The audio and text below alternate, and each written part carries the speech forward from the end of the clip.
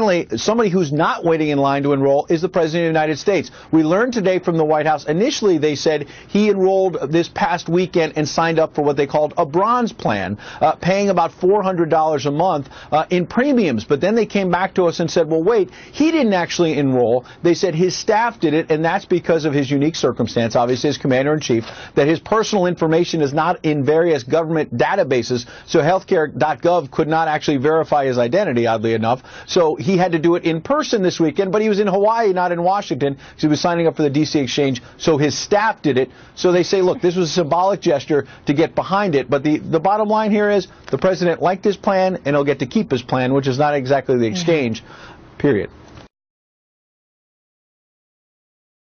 Good afternoon.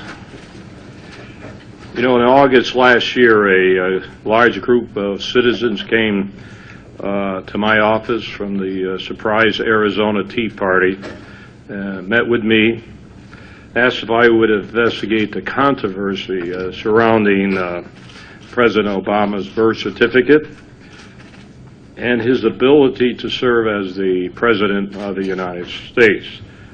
This group expressed displeasure that no law enforcement agency in the country has ever gone on record indicating that they had either looked into this situation or were willing to do so.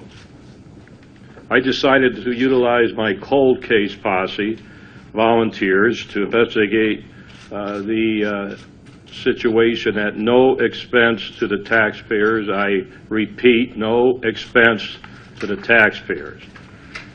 The cold case posse has received much criminal training and investigations from my office and agreed to take on the challenge. The posse reports directly to the office of the elected sheriff per the Arizona Constitution, consisting of former police officers, attorneys who worked side by side for 6 months investigating this matter. I asked them to conduct the investigation with no preconceived ideas. Call it like it is. The critics will say that this investigation is politics. But let me clear that up on one point. I felt that this investigation could clear the President Obama's name and put people's mind at ease. It would be beneficial to our country as a whole and to the citizens of Maricopa County, Arizona, who came to me saying they felt their concerns were being ignored.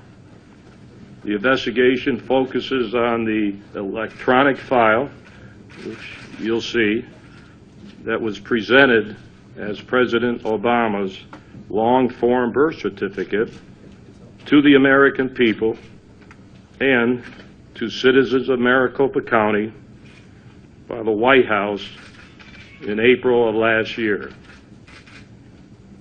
The investigation then also led us to a closer examination of the President's Selected Service registration card.